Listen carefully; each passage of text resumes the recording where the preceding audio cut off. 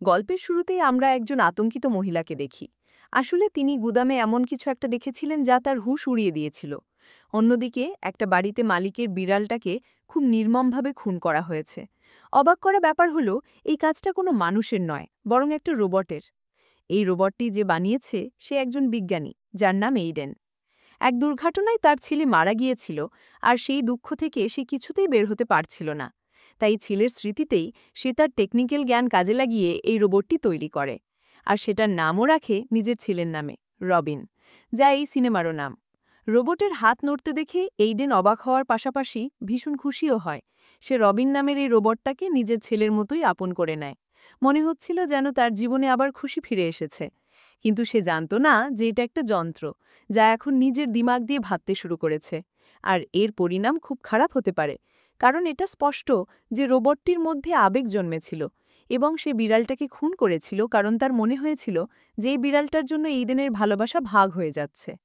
এই ব্যাপারটা তার একদমই পছন্দ হয়নি। তার হিংসে হচ্ছিল। তাই সে বিড়ালটাকে রাস্তা থেকে সরিয়ে দেয়, যাতে এইডেনের পুরো ভালোবাসা শুধু সে একাই পায়। এরপর দৃশ্য বদলে যায়, এবং আমরা লিও নামের একটি ছেলেকে দেখি, যে গত 5 বছর ধরে একটি মেয়ের সাথে সম্পর্কে আছে। দুজনেই একে অপরকে পছন্দ করে, আর আজ লিও তাকে বিয়ের জন্য প্রপোজ করে। তার বান্ধবী খুব খুশি হয়, কিন্তু সে জানত না যে লিওর ওপর বিশাল ঋণের বোঝা আছে, আর বাউনাদাররা তার উপর প্রতি মুহূর্তে নজর রাখছে। যখন তার বান্ধবী লিওকে তার কাজ সম্পর্কে জিজ্ঞাসা করে, সে বিষয়টা এড়িয়ে যায়। লিও বলে যে আমি তোমাকে আমার খুব কাছের একজনের সাথে পরিচয় করিয়ে দেব। আর সেই কাছের মানুষটা ছিল এইডেন। সে ছিল লিওর আঙ্কেল, যার বাড়িতে তারা খুব তাড়াতাড়ি পৌঁছে যায়। কথার মাঝে এইডেন জ্বালায় যে কয়েক বছর আগে এক পথ দুর্ঘটনায় তার স্মৃতিশক্তি বেশ দুর্বল হয়ে গেছে।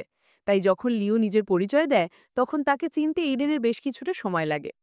বার্ধক্যের কারণে তিনি ঠিকমতো হাঁটতেও পারছিলেন না। তাই লিওর বান্ধবী এইডেনকে সাহারা দিয়ে বাড়ির ভেতরে নিয়ে যায়, আর উপর থেকে একটা রোবট এই সব কিছু দেখছিল। লিও এক জায়গায় বসে এইডেনের ছবি দেখছিল। হঠাৎ সে পিছনের জানালা থেকে একটা জোর আওয়াজ শুনতে পায়। চমকে গিয়ে সে সঙ্গে সঙ্গে সেখানে গিয়ে দেখে পর্দার আড়ালে একটা ছোট বাচ্চা ছায়া দেখা যাচ্ছে। কিন্তু দরজা খুলতেই সে দেখে সেখানে কেউ নেই। যখন সে ঘর থেকে বেরিয়ে আসে, তখন ফায়ারপ্লেসের কাছে একটা অদ্ভুত রোবটকে বসে থাকতে দেখে। লিও খুব অবাক হয়। এর মধ্যে তার বান্ধবীও সেখানে চলে আসে, যে রোবটটাকে দেখে অবাক হয়ে তাকিয়েছিল। তখন এইডেনও আসে। সে গর্বের সাথে বলে, এ হলো রবিন।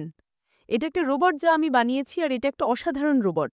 রোবটের বিশেষত্ব দেখানোর জন্য সে সবাইকে বাইরে যেতে বলে আর দরজা বন্ধ করতে বলে।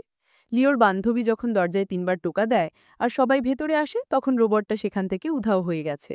এটা দেখে লিওর মনে হতে থাকে যেন বাড়িতে অন্য কেউ উপস্থিত আছে।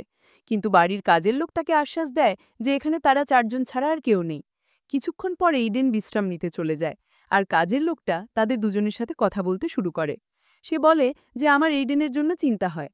যখন থেকে তার ছেলে মারা গেছে, তখন থেকে তার ব্যবহার খুব অদ্ভুত হয়ে গেছে, আর আমি ওকে নিজের বাবার মতোই চিন্তা করি। পরদিন সকালে জানা যায় যে কাজের লোকটা কাজে আসেনি। এটা বেশ অবাক করার মতো ছিল, কারণ এত বছরে প্রথমবার এমন হলো যে সে না জানিয়ে ছুটি নিল। এতে এইডেন চিন্তায় পড়ে যায়। তখন সে রবিনকে দেখে, যার মুখে রক্ত লেগেছিল। তার মনে হলো কিছু একটা গড়বড় আছে। সরাসরি জিজ্ঞেস করতে তার ভয় লাগছিল, তাই সে কোনো বাহানায় রবিনকে গুদামে নিয়ে যায়। যখন সে রবটটাকে চেক করে, তখন সে তাতে কাজের লোকের কাপড়ের টুকরো দেখতে পায়।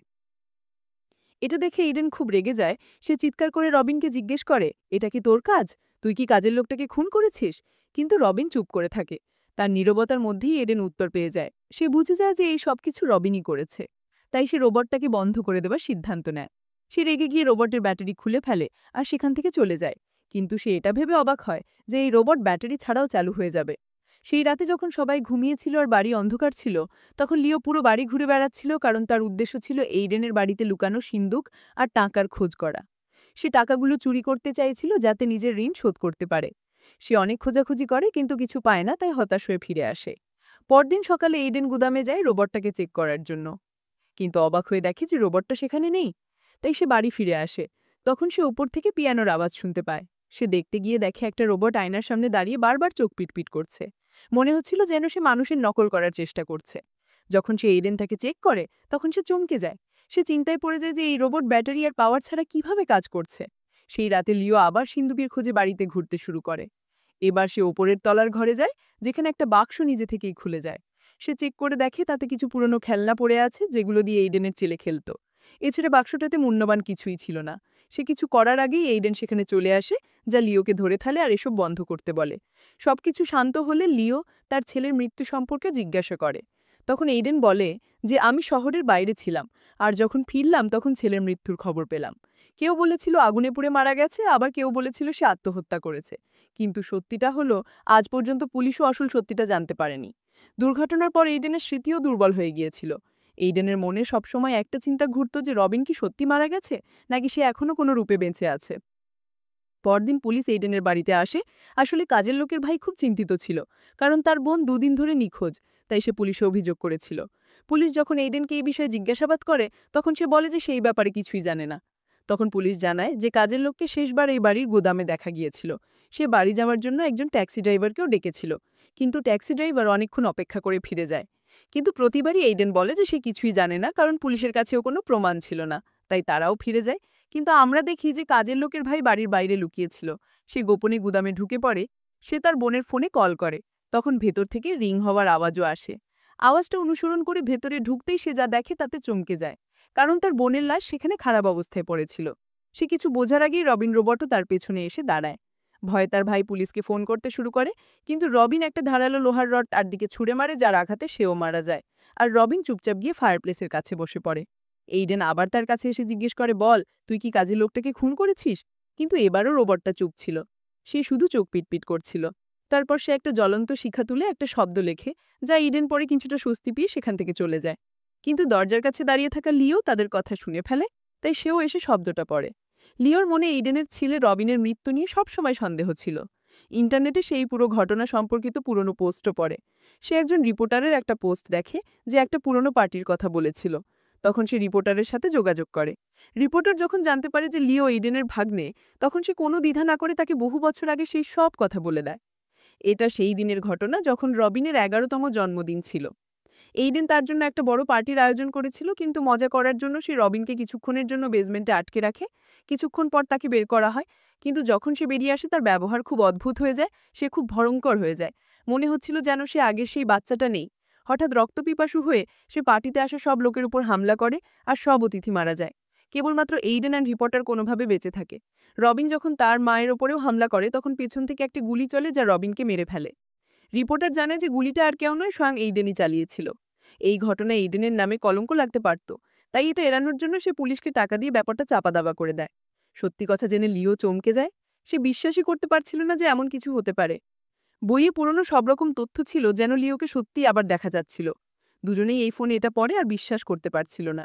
দ্বিতীয়বার আসার সময় লিওর সাথে একটা প্রস্তাব ছিল, যদিও লিও আর এইডেনের এই বিষয়ে কোনো আলোচনা হচ্ছিল না, কিন্তু রোমাঞ্চকর ব্যাপারটা এখন শেষ অবধি নির্ধারণে আসছিল। তখন তার বান্ধবীও আসে, যে লিওর ওপর রেগে চিৎকার করে, কারণ সে লিওর ফোন দেখেছিল, যেখানে পাওনাদারদের মেসেজ আসছিল। এতে লিও তাকে বোঝায় যে সে শুধু তাদের ভালো ভবিষ্যতের জন্য টাকা রোজগারের চেষ্টা করছিল, কিন্তু উল্টে সে ঋণের জালে ফেসে গেছে। আর এখন তাদের কাছে একটাই রাস্তা আছে, আর সেটার হলো এইডেনের বাড়ি থেকে কিছু টাকা চুরি করা। সে তার বান্ধবীকে কথা দেয় যে ঋণ শোধ করার পর তারা দুজনে বিয়ে করে নতুন জীবন শুরু করবে। রাতে পরিকল্পনা অনুযায়ী লিওর বান্ধবী এইডেনকে কফিতে ঘুমের ওষুধ মিশিয়ে দেয়, আর কিছুক্ষণের মধ্যেই সে গভীর ঘুমে তলিয়ে যায়। সেই রাতেই দুজন পুলিশ অফিসার আবার এইডেনের বাড়িতে আসে, কিন্তু দরজা না খোলায় তারা বাড়িটা তল্লাশি করতে শুরু করে। মহিলা পুলিশ অফিসার বেসমেন্টে যায়, যেখানে কাজের লোকটা যেত। সেখানে সে একটা রোবটকে দেখে, যার চোখ জ্বলছিল। সে বেশ অবাক হয়। ভাবতে ভাবতে সে রোবটটার কাছে আসে, কিন্তু যেই সে ঝুঁকেছে, রোবটটা একটা ধারালো অস্ত্র তার পেটে ঢুকিয়ে দেয়, যার কারণে অফিসার যন্ত্রণায় বসে পড়ে। তারপর রোবটটা তার শরীরে একটা ক্লিপ লাগিয়ে ইলেকট্রিক শক দেয়, যার ফলে বেচারি যন্ত্রণায় ছটফট করতে করতে মারা যায়। কিছুক্ষণ পর অন্য পুলিশ অফিসারও বেসমেন্টে আসে। সেখানে সে মানুষের মাংস পোড়ার গন্ধ পায়। টর্চ দিয়ে দেখতেই সে তার সঙ্গীর পোড়া লাশ দেখতে পায়। সে খুব ভয় পেয়ে যায়, কিন্তু সে কিছু বোঝার আগেই রোবটটা পেছন থেকে এসে পড়ে। সে অফিসারকে ছুরি দিয়েও আক্রমণ করে।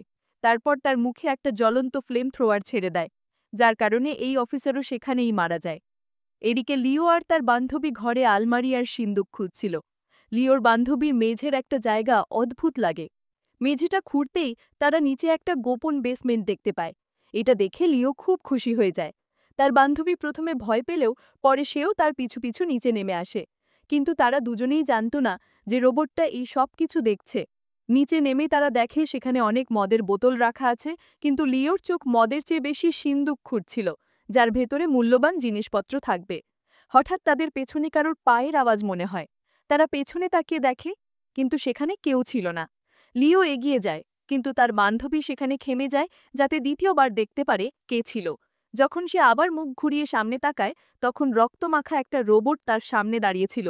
এটা দেখে সে চিৎকার করে সেখান থেকে দ্রুত পালিয়ে যায়, যেখানে সে আবারও লিওর সাথে মিলিত হয়।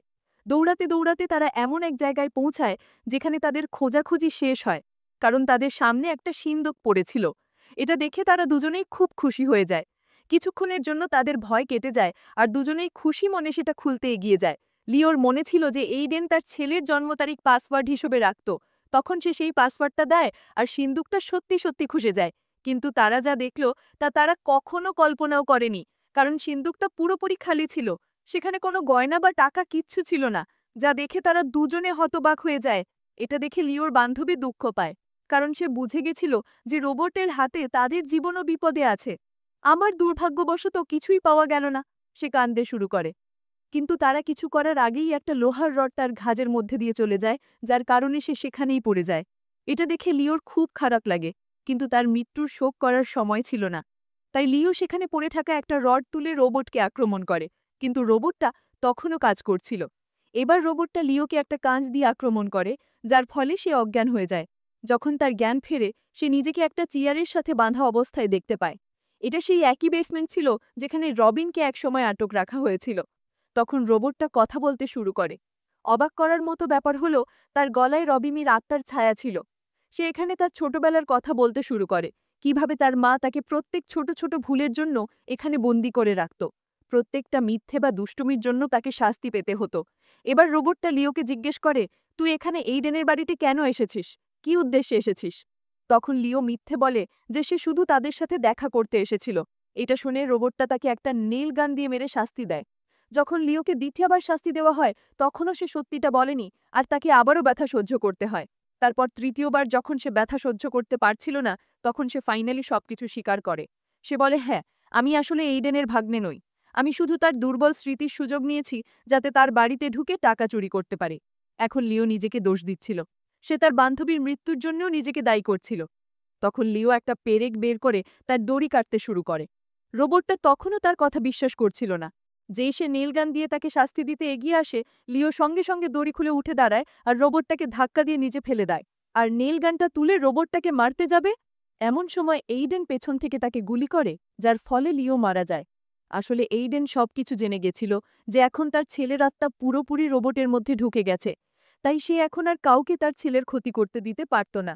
তার ভয় ছিল যে কেউ হয়তো তাকে আবার তার ছেলের থেকে আলাদা করে দেবে। তাই সে আবারও রোবটটাকে ঠিক করে আগের মতো করে তোলে। তার মানে এখন এই রোবটটা তার ছেলে হিসেবে এক নতুন জীবন শুরু করে। আর যদি কেউ তাদের মাঝে আসার চেষ্টা করে বা রোবটের ক্ষতি করার চেষ্টা করে, তাহলে সেই ভয়ঙ্কর রোবট আর এই পাগল এইডেন তাকে ছাড়বে না। আর এখানেই এই সিনেমার গল্প শেষ হয়।